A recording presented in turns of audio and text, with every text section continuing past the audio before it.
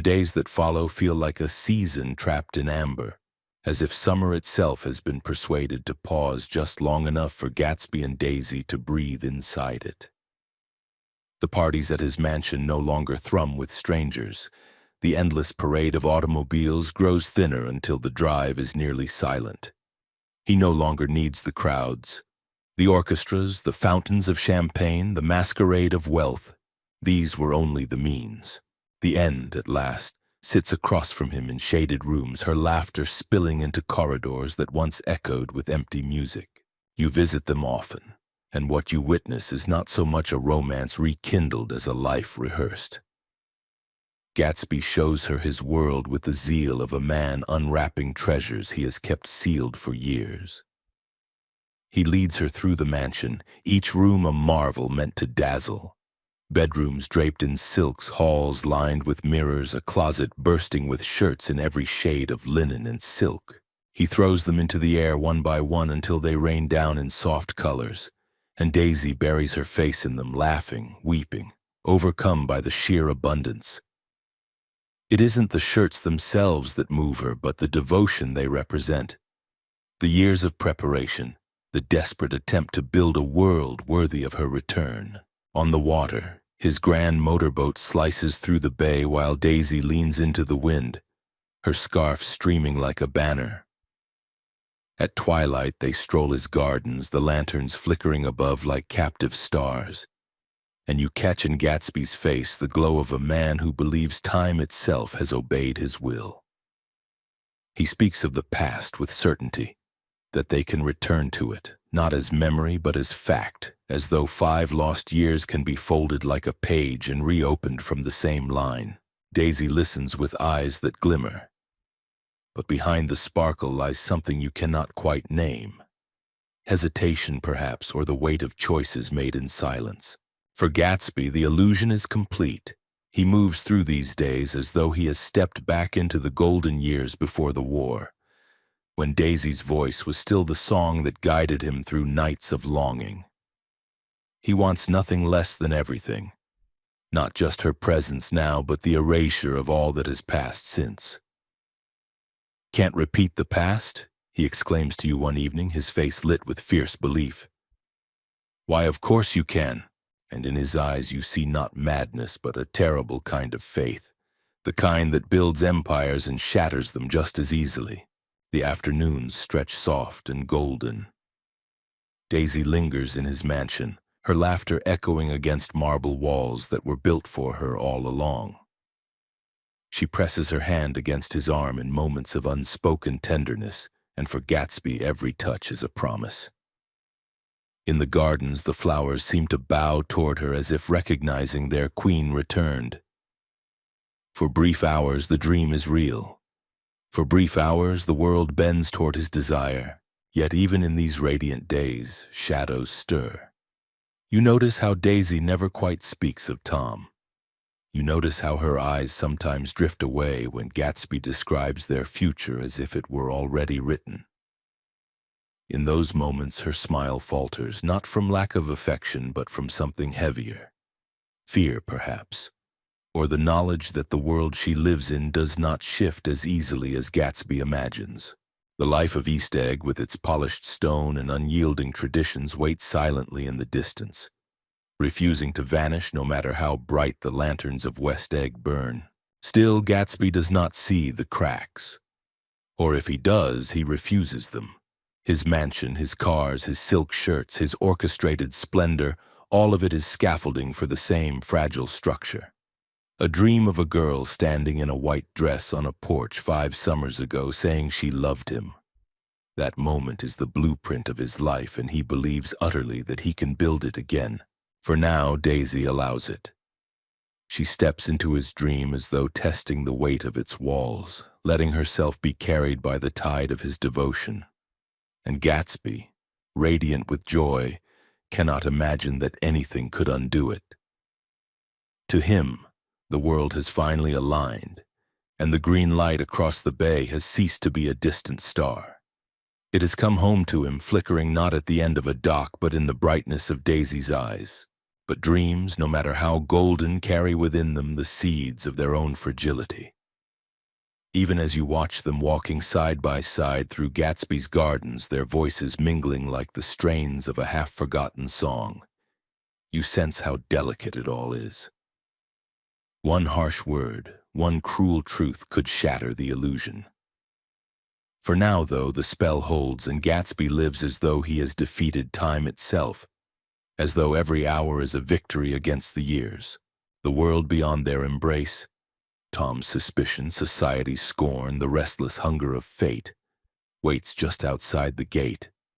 But Gatsby does not see it. Daisy does not name it. And you, standing on the edge of their carefully built dream, feel the fragile shimmer of it all, knowing that summer cannot last forever. Summer stops pretending to be gentle. Heat presses its open palm against the island until the lawns curl and the bay lies flat as poured glass. At the Buchanan house, the light hurts, sharp and white on the terrace where you find Daisy reclining. Jordan wilting in a chair and Gatsby immaculate as ever, his cream suit defying the weather as if elegance were a kind of climate control. Tom strides in from the stables, sunburnt and restless, the air around him already crackling with something that isn't just the heat. A bead of perspiration gathers at Daisy's temple. She lifts her eyes to Gatsby and says almost idly, "You always look so cool." It's nothing and everything at once. The words hang like a bell note and keep ringing long after her lips close. Tom hears it. You see the moment it lands, the flicker in his gaze, the narrowing of something hard and old behind his smile. He studies them both as if he's just located a fault line in his house and is deciding which hammer to use. Daisy wants a change of scene, a breeze, a joke, a distraction. "Let's go to town," she says, as if Manhattan could be an ice cube you drop into a glass. Tom fixes on the suggestion like a soldier on a plan. "Go to town, then." "Yes, he'll take care of the air there," he says. "He'll take care of everything." The automobiles growl to life. Tom insists on driving Gatsby's monstrous cream car. He wants his hands on Gatsby's possessions, even the steering wheel. He orders you and Jordan in with him. Gatsby and Daisy take Tom's blue coupe and slip from the drive like a whisper you pretend you didn't hear. Gravel pops beneath the tires, the sun presses down, the road shimmers. Heat makes mirages of ordinary things. In the valley of ashes, dust rises in listless veils and the huge eyes on the billboard stare without blinking. Tom swings into George Wilson's garage for fuel, calling for service in a tone that assumes obedience. Wilson appears, colorless, sickly, with the look of a man who has learned a secret he cannot contain. He tells Tom he's going west soon, tomorrow if he can, he and his wife. He needs money. His voice trembles, then steadies with a desperate will, as if repeating the plan can make it real. Tom's grip tightens around the pump handle. You watch calculations flicker through him. West? Who told him? Upstairs, a curtain shifts and a pale face flashes at the window. Myrtles, disappearing like a candle snuffed by a hurried hand. For a second, Tom looks like a man who has been robbed in a room full of witnesses. He slams the gas cap shut and bolts back to the road, driving harder, as if the car can grind this new threat beneath its tires. The city meets you with oven breath. Hot stone, hot air, hot tempers. Fifth Avenue floats in white light. You can feel the heat in your molars. At the Plaza Hotel, Tom commandeers a suite the color of wedding cake and orders ice as if it's ammunition. Every fan already spins, accomplishing nothing. A faint, silly melody from down the corridor, something about a wedding day, scratches like a nail along the inside of your skull. The room is a stage, and Tom has chosen it. Gatsby sits very straight, Daisy between them, you and Jordan arranged along the margins like witnesses who swore they wouldn't be. Sweat beads the pictures, tracking down the glass like slow rain. Tom doesn't strike. He simply asks questions with blades hidden in the cloth. "So, Mr. Gatsby, Oxford man, you said? Which term? Which houses? Which dons?" Gatsby answers carefully. Yes, Oxford after the armistice for 5 months. The truth is half true, and Tom pounces on the seam. 5 months, a tourist's course. He laughs and the sound has teeth. Daisy tries to turn the air. Let's go to the movies, won't that be divine? But Tom will not surrender the stage. He leans forward, the cords in his neck standing out, and begins to pull threads from Gatsby's immaculate weave. Pink suit, yellow car, the drugstores with the backroom deals, Meyer Wolfsheim. He speaks the names like charges. Bootlegger, he says, with triumph swelling his voice. Swindler, the gentleman from nowhere who makes palaces out of smoke. Gatsby's eyes never leave Daisy. He isn't defending a record, he's defending a dream. Your wife never loved you, he says, steady, almost gentle. She's always loved me. The sentence seems to dim the room. Time tilts. The song in the corridor falters and lurches on. Daisy's hand trembles at her throat, and for an instant you see the flicker of a life that could tip either way. Tom laughs again, but there's fear under it now. He calls up the past like witnesses. Honeymoon photos, fireside evenings, a child with a ribbon in her hair. He reminds Daisy of a night in Santa Barbara, of a string of pearls tossed toward a maid, of a telephone call that she pretends not to remember because the only way to live is to forget skillfully. He paints their history in thick strokes and stands Daisy in front of it. There are things between Daisy and me that you'll never know, he says, and it has the blunt confidence of a door slamming. Gatsby doesn't flinch. His voice warms with desperate certainty. Just tell him, he says to Daisy. Tell him you never loved him. The request is small in grammar and infinite in consequence. Daisy looks at Gatsby as though he's asking her to leap from a window and trust the air to hold her. I did love him once, she whispers, then flinches at her own honesty and adds, but I loved you too. It is the single, impossible sentence Gatsby's dream cannot survive. You watch it strike him. Not like a blow, but like a silence that goes on and on. He shakes his head tenderly, as if explaining to a child who has made a mistake. You didn't, he says, and the room fills with two competing realities, the one that happened and the one he has lived for. Both cannot stand. Tom sees his opening and floods it. He orders Daisy home, announces that she will not be seeing this fellow again, that she's not common, that she belongs to places with lawns that go on forever. He tells Gatsby to drive her back in his own car, the cream monster that blinded the valley, as if to make Gatsby carry the proof of defeat with his own hands. The room is mortally hot. The ice has melted into tasteless water. The fans whir like insects. Outside the plaza, the light has begun to tilt toward evening. But the heat doesn't let up. It just gathers itself into a thicker thing. Traffic crawls. Dust floats in golden sheets along the streets. Gatsby leads Daisy to the curb with a courtliness that feels almost archaic, and for a second you are seized by the oddest certainty. That everything could still turn back. That one right word could unmake an afternoon. But Daisy is quiet, her glance skittering from pavement to fender to nothing at all. Gatsby opens the door. She slides in. The car inhales and glides away like a white ship. Tom stands beside you, breathing big and satisfied like a man who has put out a fire by stamping on it. He won't trouble us, he says to no one, to everyone.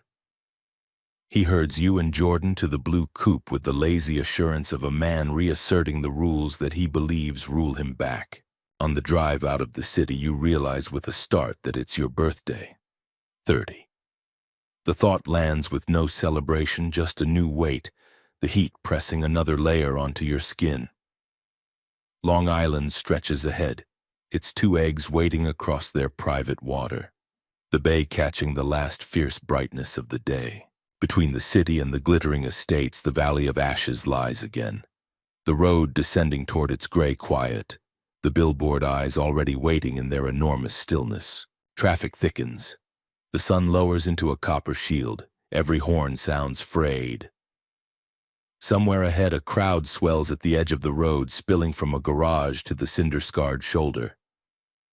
Tom curses and leans on the horn, but the car in front of you doesn't move. People are shouting. A woman cries out once in a voice that rips through the heat like torn cloth. The coupe rolls to a stop and the smell of gasoline and dust rises around you. You step out into a hot wind that carries the same ash you tasted this afternoon. Over everything, the vast, bespectacled eyes look on, pale and severe, as if they have been watching all day for this exact moment when something finally breaks. The road is chaos, dust curling up in choking spirals, the murmurs of a stunned crowd thick as the summer air. A body lies motionless on the cinders outside Wilson's garage, and the shrill cries of women pierce the heavy dusk.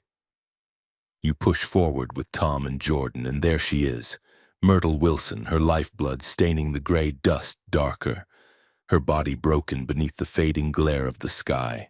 George Wilson stumbles out, his face a mask of white shock, the grief not yet finding words. He is trembling, calling for someone, anyone, his voice thin and cracked, as if it comes from a man already hollowed out. The neighbors rush around him, trying to steady his shoulders, but he shakes them off, eyes darting wildly as if searching the road for answers. Someone mutters what they've seen. A big yellow car, monstrous and unmistakable, flying down the road too fast, too furious to stop. No pause, no mercy. Just the roar of the engine and the scream of tires fading into the distance. The words spread quickly through the crowd, whispered from one to another until everyone knows who owns such a car. Their eyes turn toward Tom. For once, Tom is silent, his jaw clenched tight, but the look in his eyes is not grief. It is something sharper, something cunning. He knows the truth even before you do. It was Daisy at the wheel with Gatsby beside her. But Tom does not say this. He lets the assumption settle into the dust, lets it attach itself to Gatsby like a brand. His silence is its own kind of vengeance, a weapon sheathed but ready. You stand there in the thickening twilight, the air vibrating with grief and suspicion while George Wilson collapses into a chair outside his ruined garage. His hands cover his face and you hear him whispering, "Oh my God," as if prayer itself might rewind time. The eyes of Dr. T.J. Eckelberg look down through the smoke and ash, enormous and pitiless, watching a world unravel beneath them. Tom pulls you back toward the car. He speaks low and urgent, his face hard with something like triumph. "That yellow car, you saw it. Gatsby's." His words drip with purpose. He will not name Daisy, will not tarnish the fragile glass of his marriage, not while there is someone else to carry the weight. The drive back to East Egg is silent but for the sound of Jordan shifting uncomfortably beside you. Tom's face glows in the dim dashboard light, set in stone. A man who has decided how the pieces will fall and will see them placed exactly so. When you arrive at the house, Daisy is inside, pale and trembling, her voice hushed and broken. Gatsby waits outside in the shadows, watching through the windows like a guardian who cannot cross the threshold. You join him briefly on the lawn, and in the moonlight his face is stripped of the elegance and bravado you saw at his parties. He looks younger, rawer, a boy still fighting to believe in magic. He tells you Daisy was driving, that he tried to take the wheel but she pushed him aside. She was too shaken to stop, too terrified to face what had happened. Yet he refuses to let her bear the blame. He will take it all. He insists. "I'll say I was driving," he tells you, and in his voice there is no hesitation. His dream demands sacrifice, and he will give it. Inside, Tom and Daisy sit together in the kitchen, the light spilling over them like a fragile truce. They lean close, their heads bent, their voices low. They look like conspirators, or perhaps like a married couple simply trying to stitch back the tatters of their lives. Either way, you understand the truth. Daisy will not leave him.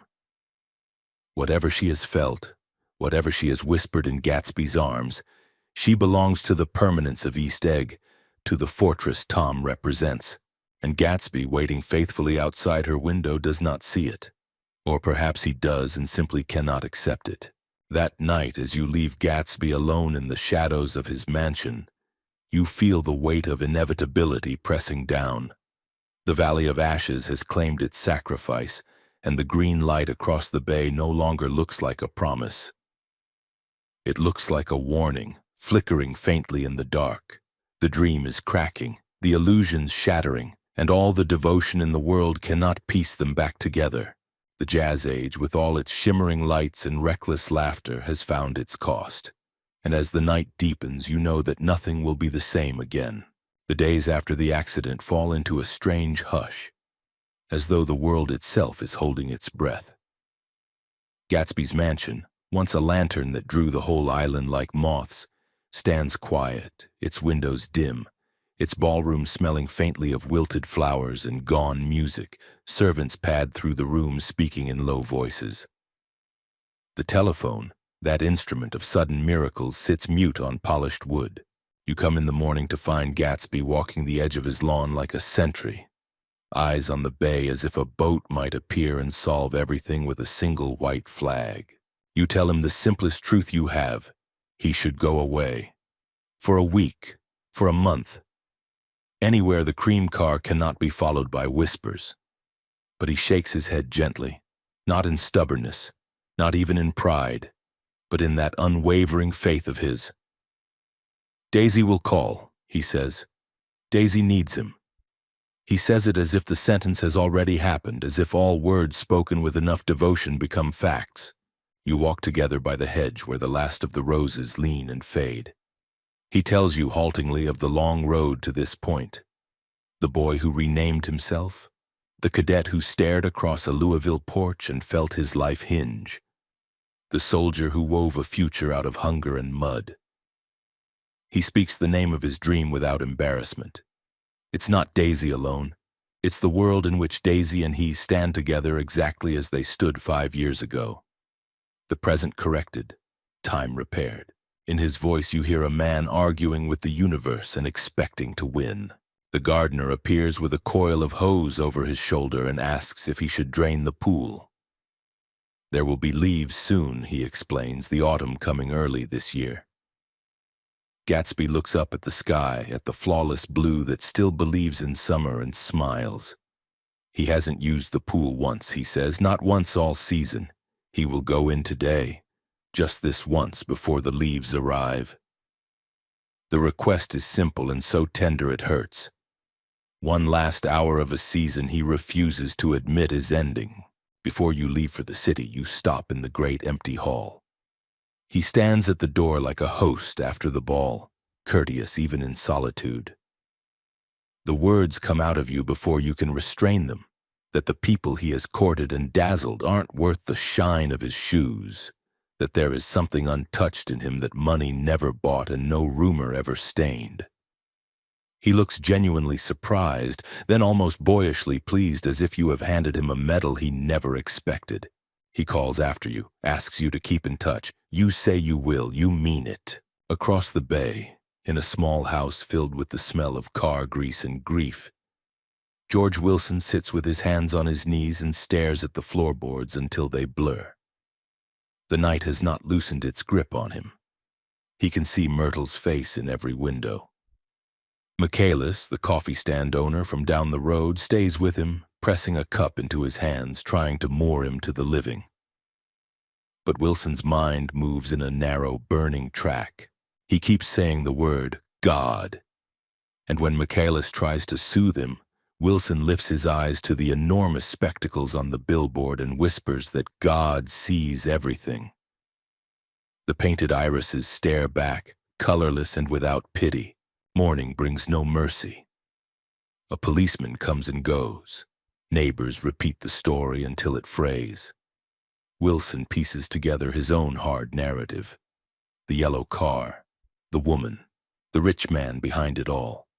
By afternoon he is on his feet, gray-faced and determined, a pistol hidden somewhere in his jacket like a secret he can no longer keep. He asks questions along the road, follows points of fingers, the trail of rumors that always lead toward money. He reaches East Egg and finds Tom Buchanan the way fate always finds the man most certain of his invulnerability. Tom is packing for a trip, his mouth full of sharp certainties. He sees the broken mechanic at his door and senses in an instant what he can do with this moment: deflect, direct, survive. He tells Wilson about the yellow car. He does not say who was at the wheel. He does not say who sat trembling beside her. He points the way to Gatsby's gate as if pointing out a scenic drive. Wilson leaves with a purpose like iron. Tom closes his door and returns to his bags. Back in West Egg, the gardener postpones the draining. The water in the pool lies very blue, very still. Gatsby changes into a bathing suit and walks out beneath the pale noon, the grass hot underfoot, the sky a bare, bright sheet overhead. He tells a servant to wait for the telephone, to fetch him at once if it rings. He wants to be called to the water with good news at last, to step out dripping and redeemed. He moves down the steps, the cool rising to his skin, and slips into the blue. The world for a few long minutes is only the gentle slap of water against tile and the soft rustle of a late summer breeze through the hedge. You are at your desk in the city when the office air turns stale and meaningless. The ink on your ledger looks like a river drying in its bed. You pick up the telephone and ask the operator for Gatsby's number. The connection ticks and hums, that faint ocean sound of wires carrying a wish. When the butler finally lifts the receiver in West Egg, his voice is breathless and distant. "He's looking for Gatsby," he says. He sets the phone down and calls across rooms that echo. Somewhere very far away you hear a bell ringing. At the pool, a shadow crosses the lawn. The gardener, working with his head down, doesn't notice immediately. Wilson moves as though sleepwalking, each step drawn forward by a string no one can cut. He stands at the edge of the marble and sees the figure floating, the dark head trailing a slow wake across the cerulean. Perhaps he says her name. Perhaps he says nothing at all. The sound that follows is small in the great outdoors. A crack that startles the birds in the hedge, and then another that chases the first into silence. Leaves shiver and go still. The butler returns to the telephone with words that do not fit into sentences. You leave the city like a man waking inside a nightmare, every street a detour between you and that pool. By the time you reach the mansion, the lawn is crowded with uniforms and neighbors, voices lowered by the gravity of tragedy. The blue water has gone the color of old glass in the shadow of so many bodies looking in. They have pulled Gatsby from the pool and laid him on a strip of sun-warmed marble. Wilson lies in the grass not far off, face down, a pistol fallen from his hand, the final logic of his grief written in the stillness of his shoulders. There is no crowd from the parties, no orchestra to mark the moment. Only the heavy hum of late summer and the occasional cough of a motor on the road beyond the hedge. You stand a little apart and feel something inside you refuse to accept the scene in front of you, as if the mind can veto a fact by disbelieving it hard enough. But the day does not bend. The dream has ended not in an argument or a well-managed farewell, but in this quiet, permanent way. Later, when the house has emptied of officials and the sun has dipped to a kinder angle, you walk the gravel where he used to stand and watch the green light pulsing across the water. It is faint even now, weakened by day, but you can see it. You think of the telephone that did ring eventually and of the voice that wasn't Daisy's. You think of the immaculate shirts, the lanterns, the yellow car, the way he balanced the mantel clock as if he could hold time in his hand and set it right again. He believed with a purity that embarrassed the world around him. He believed so hard that even you began to wonder if belief itself could force the past to open like a locked door. The bay is very flat. The mansion is very quiet. Somewhere across the water, a dinner gong sounds small and domestic, as if announcing the return of ordinary life. You stand in the shallows of the twilight and understand finally what has died here. Not only a man, but the last good portion of a dream that asked too much of the living and gave too much to the past. Rain falls the morning of the funeral, thin and steady as if the heavens themselves declined to break into drama. The great house looms empty behind you, its marble steps slick, its gardens bowed under the weight of a silence that no orchestra can rouse. The invitations go out to Daisy, to Tom, to the shining world that once drank Gatsby's champagne and danced beneath his lanterns. But no one comes. They vanish as thoroughly as if the parties had been a dream. Only a trickle of faces appear.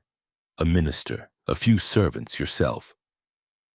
Later, Gatsby's father arrives, gray and bewildered, carrying with him a tattered photograph of the mansion, proof that the dream had once been real. Henry Gatz walks through the rooms with tears and pride mingling in his voice, marveling at what his son had built. He shows you an old notebook from Gatsby's youth, its pages filled with goals, schedules, the fierce handwriting of a boy determined to rise. In those crude lines, practice elocution, save money, be better, you see the embryo of the man who would invent Jay Gatsby. The father does not see failure. He sees accomplishment. He sees that his son touched the stars, even if they burned him. The burial ground is nearly deserted. A few cars trail behind the hearse, but when the procession reaches the cemetery, only a handful step forward into the wet grass. You stand with them, the drizzle on your face, listening to the priest's words vanish into mist. Around you, the soil smells of earth newly turned, dark and heavy. Across the open distance, no Daisy appears in white. No mourners from the East Egg aristocracy. No lovers of parties or music or the spectacle that Gatsby had offered so freely.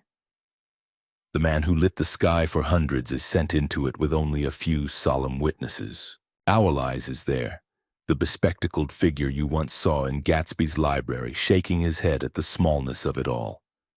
"The poor son of a bitch," he mutters, not cruelly but with a kind of sad reverence, as though speaking for all who never understood what they had been given until it was gone.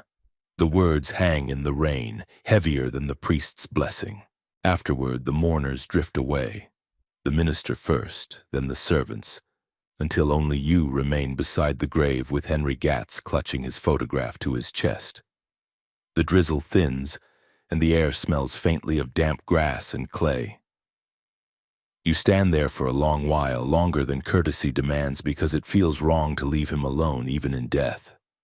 The dream was lonely, but the ending need not be. When at last you walk away, the world seems to have reset itself with cruel efficiency. Cars hum along the roads, parties stir once more in the city, fortunes trade hands without a pause.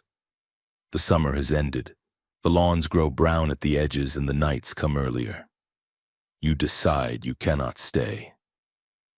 West Egg, with its hollow mansions and vanishing guests, has become unbearable. New York, too, with its bright lights and careless laughter, feels like a carnival after the tents have been stripped. Before you leave, you stand once more at the edge of Gatsby's dock. The bay stretches before you, dark and patient, and the green light still burns faintly at the end of Daisy's pier. But it no longer pulses with promise. It winks like a fading ember, the last flicker of a fire that could not last. You think of Gatsby reaching toward it night after night, arms outstretched to a dream that was never truly his to hold. He believed in it so fiercely that he made others believe too, if only for a while. And then, in the quiet, you understand what his dream really was. Not Daisy alone, not even wealth or status. It was the dream of beginning again, of making the world bend backward so that the future could be remade in the image of a golden past. It was the very essence of the American dream, shining and impossible, a dream that drives men to greatness and ruin alike. Gatsby believed in it until the last breath. You turn away from the water with the rain still clinging to your coat. Soon you will leave for the Midwest, where the air is steadier, where the stars feel older and more honest. But part of you will always remain here in the shadow of a mansion empty of music, on a lawn where lanterns once burned against the night, watching a light across the bay that belongs to someone else. As you walk away, you whisper a farewell, not just to Gatsby, but to the dream itself. The green light fades into mist, the bay grows still, and the summer, with all its illusions and all its yearning, closes at last, closes at last, closes at last, closes at last, closes. Good morning and welcome to a story draped in glittering light and fragile illusions. Tonight we step back into the roaring 1920s, a world of jazz and cocktails, of wealth flaunted like fireworks and dreams that shimmer just out of reach. This is the Great Gatsby, where every glance across the bay, every whisper in the night hides the ache of longing and the weight of destiny. If you find this summary helpful, don't forget to like this video, subscribe to Novel Whisper Official, and comment below the title of the novel you'd like us to summarize next. We'll make it happen soon. The summer air feels heavy with promise as you arrive in West Egg, a little patch of Long Island caught between the restless heartbeat of New York City and the quieter elegance of East Egg across the bay. You are Nick Carraway, a young man from the Midwest who has come east to learn the bonds of finance and the secrets of the city. Yet beneath your reason lies a quieter hunger, to see more, to taste the glamour of this restless new age. Your modest cottage sits small and square, but to your left rises a mansion like nothing you have ever seen. Sprawling, glittering, alive with the sense that it has been built not only to impress but to invite the world in. By day it seems a fortress of marble and stone. By night it transforms, alive with laughter, music, and the glow of lanterns that seem to defy the dark. This is the house of Jay Gatsby, a man you do not yet know but whose name carries a strange electricity, like a rumor that refuses to fade. Already the streets around you are different than the home you left behind. Automobiles dart by in shimmering paint, women in silk dresses tilt their hats against the night breeze, and the men stride with confidence born of money they do not bother to conceal. This is the jazz age, and even in the small details of your first days you sense how swiftly time is moving, how easily old rules are slipping away. Not far away, across the bay in East Egg, lives your cousin Daisy Buchanan. The name alone brings back childhood memories, her laughter echoing like a song from the past, her spirit as soft and elusive as a feather drifting on summer air. She lives now in a grand estate with her husband Tom, a man whose body seems carved from stone with the arrogance of one who believes the world belongs to him. Daisy has what many would envy: wealth, beauty, a house that glitters like a palace. Yet even before you step inside, there is a fragility about her that lingers, as though the shine of her world hides a longing she cannot name. But on that first summer night in West Egg, you do not yet know the tangled threads that connect these lives. You sit on your porch, breathing in the salty breeze, and you hear it, the distant music. Gatsby's mansion is alive with it. Cars pull up in endless streams, strangers pour through the gates, and the house glows like a beacon. The voices rise in laughter and champagne bubbles, while the band plays songs that sound like they were written just for youth, just for this moment. You watch from a distance, half in awe, half in wonder, asking yourself, who is Gatsby? Some say he is a prince, others a criminal. Still others a soldier turned into a king of fortune. Yet no one seems to know the truth. He remains a figure of rumor and longing, a man who throws open his doors yet remains unseen, like the ghost of his own legend. And then, on a quieter night, as you look out across the dark bay, your eyes are drawn to something faint but steady. At the end of a dock, a single green light burns. It is far away, but it pulls at you, steady as a heartbeat. Later you will learn what it means and to whom it belongs. But even now, even before the story has truly begun, that light seems to pulse with desire, with something unreachable yet endlessly sought. The summer has only just begun. And though you cannot see it, every glittering party, every whispered rumor, every glance across that bay is pulling you toward Gatsby, toward a man whose dream burns brighter than all the lights of New York combined. Soon you will step through his gates. Soon you will see the face behind the legend. And when you do, you will realize how fragile even the grandest dreams can be. The journey to East Egg feels like crossing an invisible border, a line between two worlds. West Egg, with its sprawling mansions built by new fortunes, carries the scent of ambition, of men and women clawing their way upward into a world that never fully accepts them. But East Egg, that is different. Here the air itself feels heavy with old money, with the kind of wealth inherited rather than earned. The lawns are manicured into perfection. The houses designed not to dazzle but to remind everyone who passes that power has always been here and always will be. You arrive at the Buchanan estate, and even the drive leading up to it seems more like a stage set than a home. The grass stretches forever, the white walls gleam in the sunlight, and the whole place radiates a sense of permanence, as if no storm could ever shake its foundations. The house breathes confidence, and inside it lives Daisy. When you step through the doors, Daisy's laughter greets you like a spark of light. She is dressed in white, floating as though she belongs to the summer air itself. Her voice, soft and musical, pulls you instantly back into memories of home, into that old warmth that only family can stir. She seems so alive, so enchanted by even the smallest things, but behind the brightness there's something elusive, a shadow behind her eyes.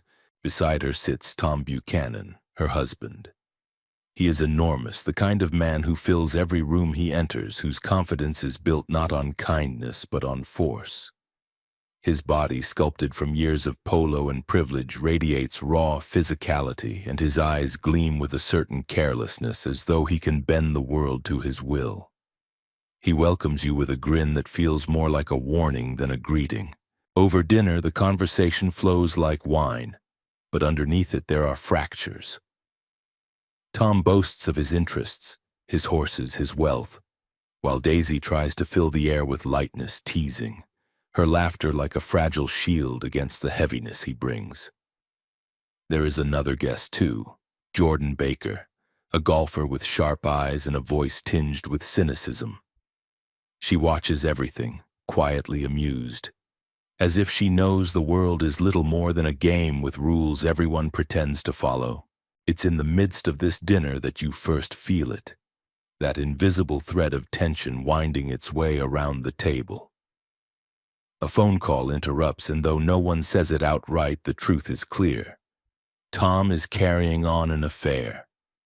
Daisy's voice flickers with something like pain, but she masks it instantly with a smile, as though the very act of exposing it would shatter the fragile glass of her world. She glances at you as if daring you to acknowledge what has just happened, but then turns back to her meal as though nothing has passed. Later, as twilight falls and you step onto the veranda, the view stretches across the bay, back toward West Egg. The air is quiet except for the soft stir of leaves and the gentle wash of waves against the shore. And there, glowing faintly at the end of a distant dock, is that green light again. You watch Daisy as she stands there, her eyes drifting toward it without even realizing, as though her soul has been reaching for it all along.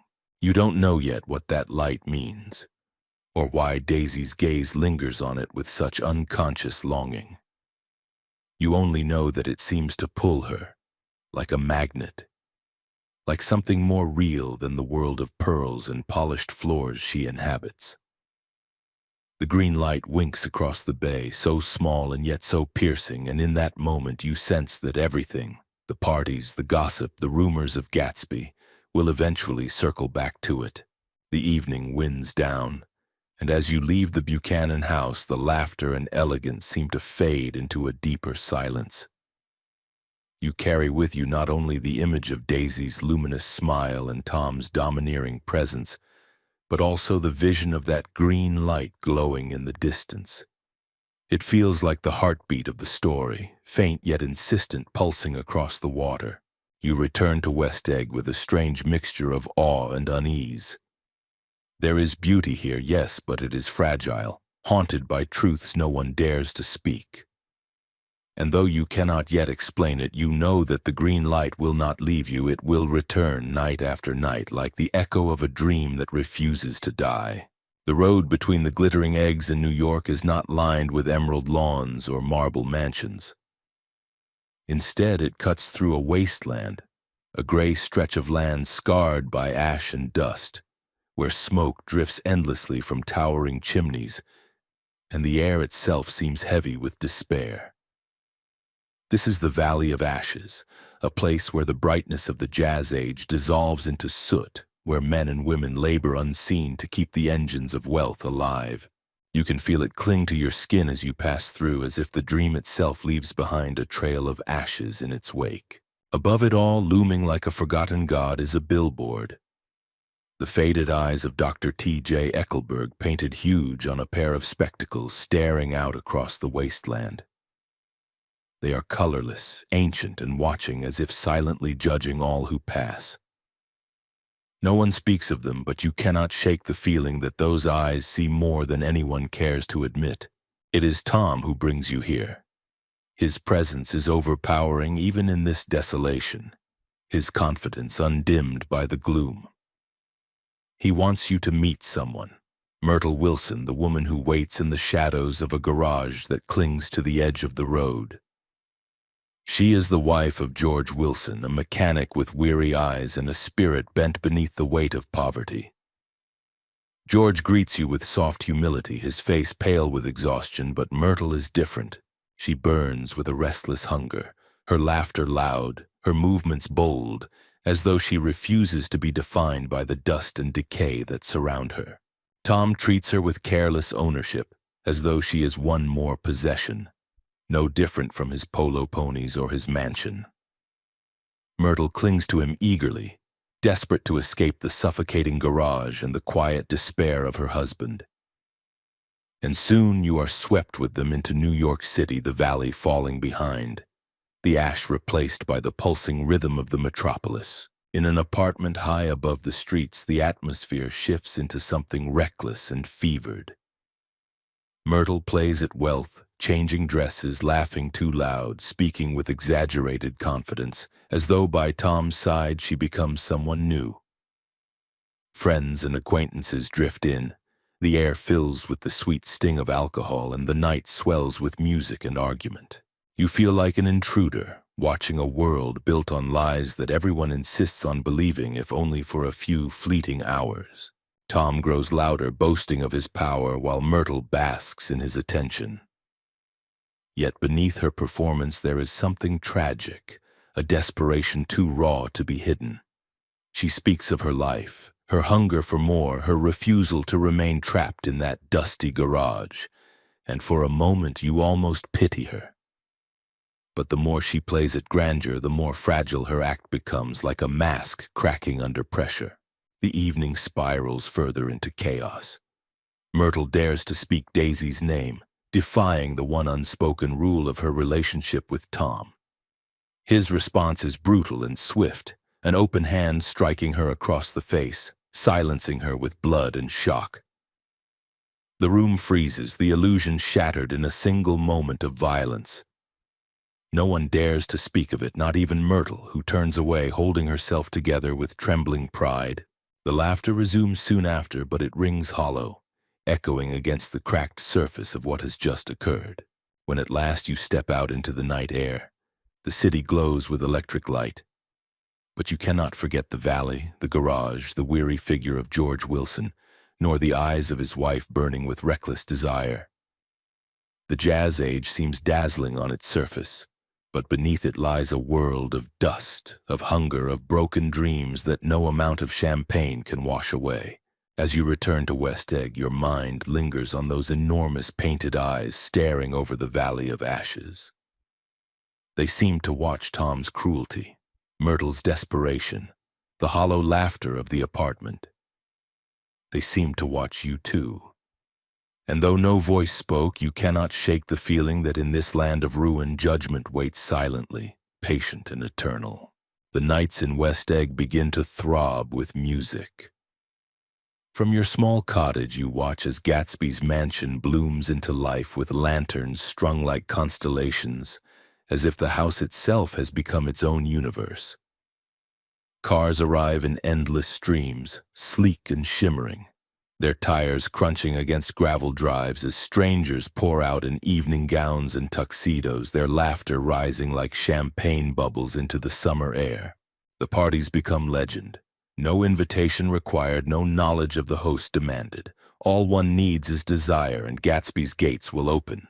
You begin to hear the rumors whispered in the corners of these gatherings. Some say Gatsby killed a man. Others say he was a German spy during the war. Still others claim he is the nephew of a king or the product of shadowy fortune. The stories contradict one another, but no one seems to care. They feed the myth, and the myth is what draws them. What matters is not who Gatsby is, but the aura he creates. This shimmering kingdom of music, alcohol, and promise where, for a single night, everyone feels like royalty. At last, curiosity overtakes you. One evening, you step through the gates yourself, swept into a world that feels both intoxicating and unreal.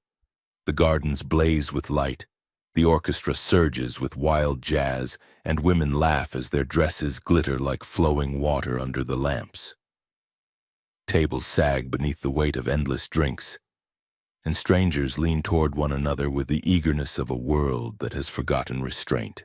You wander through the mansion's halls, where the chandeliers drip with light and the staircases seem to climb endlessly upward. Yet amid all this brilliance, something feels strange. Though Gatsby's parties are the most famous in New York, the host himself is nowhere to be seen. Guests gossip about him, toast to him, whisper his name with awe or suspicion, but the man remains hidden, a shadow behind his own spectacle. You find yourself drifting toward the edge of the crowd, where the frenzy quiets just enough to breathe. A man beside you, distinguished yet oddly reserved, speaks to you with a quiet smile. His voice carries no arrogance, no need to impress, only warmth. And as you exchange words, you realize with a sudden shock who he is. This is Gatsby. Jay Gatsby is not at all what you expected. He is neither flamboyant nor cruel, neither the brooding villain nor the dashing prince of rumor. His manner is courteous, almost shy, his smile sincere in a way that feels rare among the glittering crowd. He speaks as though he already knows you, as though your presence means more to him than the hundreds of strangers dancing in his gardens. Later that night, he reveals himself fully, inviting you to join him in a world far more private than the spectacle around you. You see in him something vulnerable, a man whose wealth and grandeur are not shields of pride, but tools of purpose. He is reaching for something beyond money, beyond fame. Though he does not yet say it, you begin to sense that every party, every burst of music, every glowing lantern is not for the hundreds of strangers who fill his halls, but for one woman across the bay whose green light burns in the dark. As the night wanes, the crowd grows louder, drunker, more chaotic, but Gatsby himself remains strangely apart. He seems to belong and not belong at once, as though he has built a dream too vast even for himself to inhabit. When the orchestra swells and the dancers twirl, he watches them with a half smile as if he were both master of this world and prisoner to it. When you leave, the sound of jazz still clings to your ears and the image of Gatsby lingers. For all the spectacle, all the glamour, he is the only figure that feels real. Precisely because he seems to live not for the present but for a dream of the past. You realize then that the mystery of Jay Gatsby is not in who he is but in what he longs for. And that longing, though it shines as brightly as the lanterns over his mansion, carries within it a quiet, devastating fragility. The summer air thickens with rain the morning Gatsby finally asks you for what he has wanted all along. He doesn't say Daisy's name at first. He talks around it like a man circling a sacred fire he's afraid to touch. Mentions tea, an afternoon, a casual drop-in, nothing special, nothing to notice. But his eyes give him away. They are bright and anxious, fixed on some point just over your shoulder, as if he's watching the future approach and wondering if it will recognize him. You say yes, of course, and in that small word something in him loosens. The way a ship's rope slips from a cleat and the hull begins to drift free. By noon the sky is pearled and low and a mist moves in from the bay. Your small lawn gleams with a shine only rain can teach when a man you've never met starts mowing it with furious devotion. You learn he's from Gatsby's house, sent ahead to spruce the ground as if nature itself must be coached into elegance. Delivery men arrive, arms full of flowers, armfuls and armfuls until your cottage smells like a summer chapel. Gatsby does not trust chance. He means to arrange the world so it cannot help but say yes. He turns up early, of course, too early. White flannel suit, silver shirt, gold tie, the rain beating on his shoulders like 1,000 tiny clocks. He stands in your doorway as if he's reached some invisible border. For a heartbeat, he looks at the tea things, the flowers, the neat-cut lawn beyond the window, and then at the door again, like a man measuring the distance to escape. You offer him coffee he won't drink, conversation he cannot hold. He checks his watch. He laughs once dryly at nothing. When the knock finally comes, he moves, not forward but back, as if retreat is the truest instinct of the brave. Daisy steps inside with the rain still whispering from her hat. The room brightens as if dawn itself found a way through the clouds. "What charming roses," she says, and the words tremble with a politeness that can't quite hide the electricity jumping between the three of you. There is a pause, the first painful beat of any reunion, and Gatsby says, "I'm certainly glad to see you," with a voice that stumbles over its syllables like a man crossing a broken bridge. Silence. Tick of the mantel clock, the rain's steady breath at the windows. Gatsby shifts his weight, then reaches to lean against the mantel and nearly knocks the clock to the floor. He catches it, barely, his hand closing over the fragile gilt frame. For an instant he just holds it there, mid-air, as if he's arrested time itself, and the message hangs unspoken, "Don't let it fall." He sets it back with reverence, and you look at Daisy, who watches him the way someone watches a memory they were sure they had lost. You try to talk, to fill the room with anything but the sound of their hearts. Gossip about West Egg, the price of hydroplanes, the musical in town. The jokes bounce and die. Gatsby laughs too loudly at something not quite funny, then falls silent, the old soldier inside him suddenly at attention. Daisy's hands remain folded in her lap, the diamond on her finger making a cold star on her skin. Your cottage feels too small for so much unspoken history, and then the rain's insistence softens, the air changes. Something warms by degrees. Gatsby says her name, just her name, and the syllable seems to clear a space no amount of flowers could. Daisy answers with a question about the years, about where he's been, and for the first time his words settle into a rhythm that sounds like him. He tells her small things, never the whole truth, never the bleakness of beginnings, but enough to let her hear the man who has kept her at the center of his charted stars. Her smile flickers, then holds. The color returns to her voice. She leans forward. The walls somehow step back. You stand to make tea you know no one will drink. Cups clink. Steam curls up like a delicate ghost and vanishes. When you return, they are closer than before. Not in bodies, not yet, but in the tilt of their faces and the softness of their eyes. Daisy asks if he still lives close to the water, and Gatsby answers yes, as if the distance between them has always been measured in yards of bay and feet of dock. You mention the green light because you cannot help yourself, and Daisy looks down as if you've said a private thing out loud. Gatsby says nothing at all. The rain lifts into a thin mist, the world exhaling. You suggest they step outside, and in the quiet you walk with them to the edge of your small lawn. Gatsby says the grass has never looked so fine, and you pretend it's an accident of weather. Daisy laughs, really laughs, like a bell rung once in a high tower, and watching them you realize you are seeing not two people but two eras collide. The present, careful and jeweled, the past, golden and unstoppable. They are both trying to claim the moment. Inside again they speak in gentler tones, their words braided with pauses that feel less like gaps and more like a shared breathing. Gatsby tells her about his house without boasting, how the rooms catch the morning and how the music travels through them like light. Daisy asks if there's a piano. A man named Klipspringer, Gatsby says, and Daisy laughs at the name, rolling it on her tongue until it loses all syllables and becomes a melody. You consider that this is what love does. It makes even the minor characters into instruments, playing parts in the grand score. The clock ticks. Outside, the last drops of rain slide from the leaves.